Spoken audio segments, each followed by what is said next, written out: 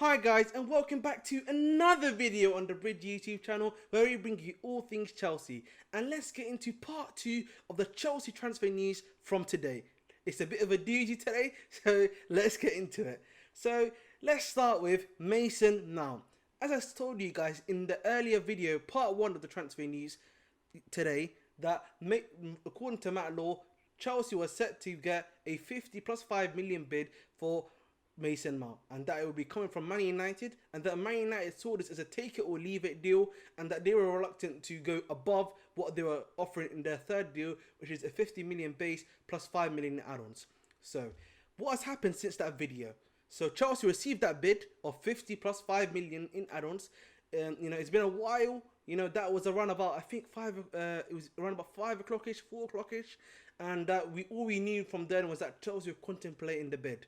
And right now, as I'm recording the video, it's just been released by both Ornstein, Fabrizio and Jacobs-Ben that Chelsea have rejected the 50 plus 5 million bid, and that they have countered with 58 million base fee plus 7 million add-ons, making it a 65 million bid, and that they are willing to meet with the Man United representatives in order to get this deal done completed.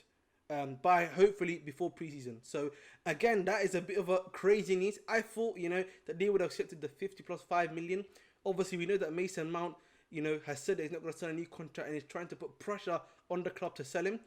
And we knew that Man United were trying to act like a hardball, act like hard guys, that they wouldn't go in for another bid for Mason Mount. But we all knew what Man United are like. They're always going to relent to us. This is United, man. They always do it all the time. They did it with Anthony. They did it with other players. That's why Chelsea are trying to bust it around. This is why they've rejected a third bid.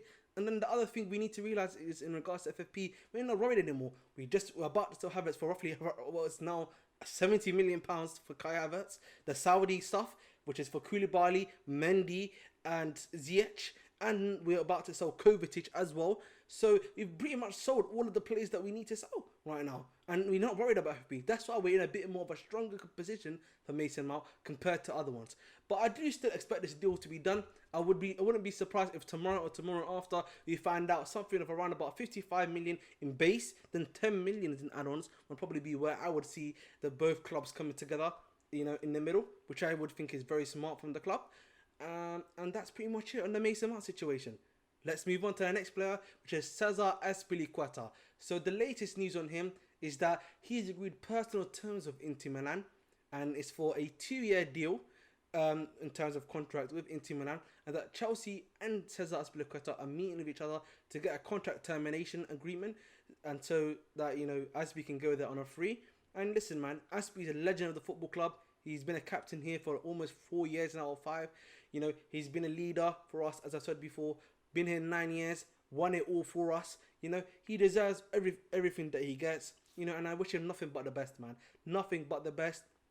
Bro, in the last two years or 3 years, he's been one of the best in his position in the Premier League, whether it be left back, right back, or centre back. And Azpilicueta, thank you for your services. And when hopefully you enjoy your time at Italy, man. Hopefully you enjoy your time at Italy. As we know, the weather there is very nice compared to the UK. So enjoy the weather too. All right, let's move on now to Christopher Nkunku. So today, Chelsea released a video showing Nkunku, getting the old jersey being put on him, getting pictures done, asking questions to him, etc., etc.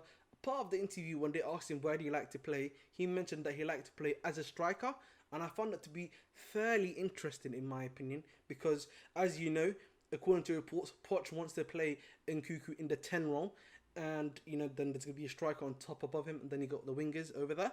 But the thing is, if he's saying that he prefers to play as a striker, I wouldn't be surprised if they make him into a shadow striker rather than a 10, where it's the striker, but then the shadow striker, which is somewhere just around about there, and there's a bit of fluidity where they can move around each other, and it's almost like one could be a 10, one could be a striker, the other one's like a striker. So it's 10 striker, switch, 10 striker, so it's a bit more, flexible as such. So again, we're going to be seeing what it's like. As we know, the transference from Bundesliga to the Premier League is a very hard one. A lot fail, such as Timo Werner. Kai Havertz is another one currently that has kind of basically failed from going from Bundesliga to the Premier League as well. But again, we wait and see, and we look forward to seeing Christopher Nkunku in pre-season. And let's move on now to Romelu Lukaka, and let's discuss him. So Romelu apparently, according to the football club, is only going to be sold. So Chelsea only want to sell Romelu essentially. They don't want any loans for him. The only loan they will probably accept is a loan without obligation to buy. The thing that's kind of become interesting is that in today's news, Marcus Thuram from Borussia Mönchengladbach has agreed like a contract with Inter Milan. So what does that mean? Basically, he's going to Inter for free. They've agreed a 6 to 6.5 million euro contract with him. He's a striker, and they already have Lautaro there. They have now Marcus Thuram, and now they also have Correa, who's always been there. So they've got 3 strikers now. I don't know where Lukaku fits now, even though I know they've made a 7 million loan bid for him, which was rejected today. Lukaku, in my opinion, doesn't fit now. Why do you bring him in? Is he going to be a full striker for you guys? Like, I don't know how that works in particular. So, with Lukaku, it's not looking good for him for a move to Inter. So, it's going to be interesting to see if there's any other European clubs that are going to come for him. And if there isn't any other European clubs that come for him, does that mean he finally has to make that Saudi move that he's been refusing to make? Hey, hopefully that's the case, and we can sell him on for that £60 million that we are apparently going to be selling him to Saudis for. So it is what it is. The Lukaku situation is going to be a monitoring situation. Let's hope and see what happens there. And now let's move on to the number 10 situation. So there's been a number 10 situation. According to the Fabrizio Romano, Chelsea are looking for a backup to Nkunku, and and according to Felix Johnson, those 2 backups, at least on the names of at least 2 of them, are Mohamed Kudus, and the other one is gallagher.Veiga. So you guys know I've spoken about gallagher.Veiga before. Very good finisher, very good dribbler. He's not so great defensively, which is why he's more suited to the 10 role in my opinion. He's a good player, had a breakout season this season, 11 goals and 4 assists for Celta Vigo this season in La Liga. Again, I think for me, he's the better. Poch obviously wants him, and he's the one that Poch has been tapping him up, speaking to him constantly, and Chelsea was set to make a bid for him. But as you guys know, with the amount of sales that have been taking place this summer so far, that they have been focusing on those before making incomings. So again, with gallagher.Veiga, I think he's going to be the more likely to come in. More so because Mohamed Kudus plays for Ajax, and we know that Ajax are probably going to want top dollar for him. And as such, I don't think Chelsea, in terms of valuation, will probably want to meet that amount of money for Mohamed Kudus. Even though we know that from Fabrizio Romano that Chelsea want a midfielder that can also play on the wing, which would be more in form of a Mohamed Kudus. But again, as I said before, it's just really going to be about the price that you're going to get him at. He's going to be exponentially expensive in my eyes as well, Kudus. So it is what it is. But here's a little picture when I went to the Ajax store in January of this year, where I sat actually where Mohamed Kudus sat. I'll put a picture right here for a few seconds. And listen, he's a great player as well. Good dribbler, good finisher, a very good passer as well, which is something that you need as a number 10 in my eyes. Very good at passing, finding that final ball, Mohamed Kudus. So it's going to be interesting to see if we are willing to pay the money for Kudus, which I find to be unlikely.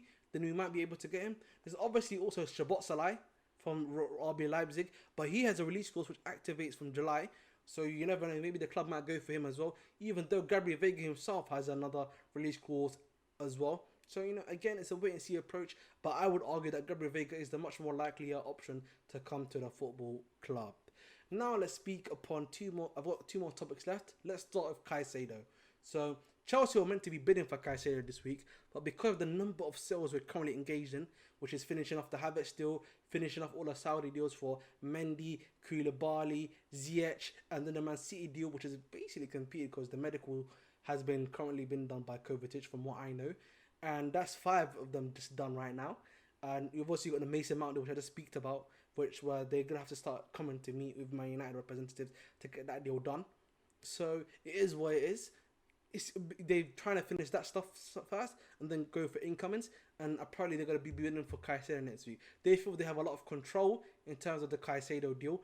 Caicedo said yes to them. The personal terms are all but agreed, barring a few specific things from what we know, according to Fabrizio Romano. And finally, last but not least, they feel that they can deal with Brighton the best. Obviously, we've had previous dealings with them, whether it be Cucurella, taken with Stanley from them, etc., etc. So, again, Caicedo, more news is probably going to be coming out next week. I wouldn't be surprised if you were able to agree a deal for Caicedo next week, and then we have him signed in the first week of July. So again, it's a wait and see approach. We obviously know that preseason starts on the 17th of July, which is now around about, less than 3 weeks away. So, again, it's going to be interesting to see what happens there. And that's the news currently on Caicedo. And then the final news that I'm going to be discussing is Conor Gallagher. Whatever happens to Conor Gallagher is going to affect the midfield apparently. So if Conor Gallagher leaves, I'm assuming that's when they're going to bring in more midfielders. They've obviously reduced the squad. They don't want the squad to be bloated. We're playing one game a week, so they don't want to do things where you have players that are not unhappy because they're not playing. So Conor Gallagher is going to really be dependent. I think he's most likely going to leave. West Ham are looking for a midfielder. I'm pretty sure from what we heard from the rumours that Brighton are interested in him as well. Newcastle were, but obviously they just brought in Tonali.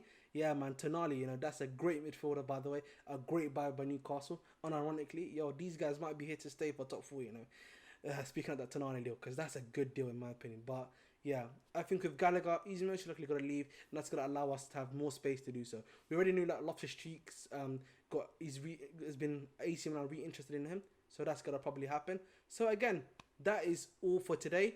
Obviously, I told you guys I've got an announcement that's coming soon. I won't reveal what's going to happen in this video, but tune in for Saturday or Sunday, depending on when I finish this stuff from happening. That, there's going to be a big announcement there, and you guys are going to really enjoy it as well. I can guarantee you that for sure. Please make sure to like, share, subscribe, please.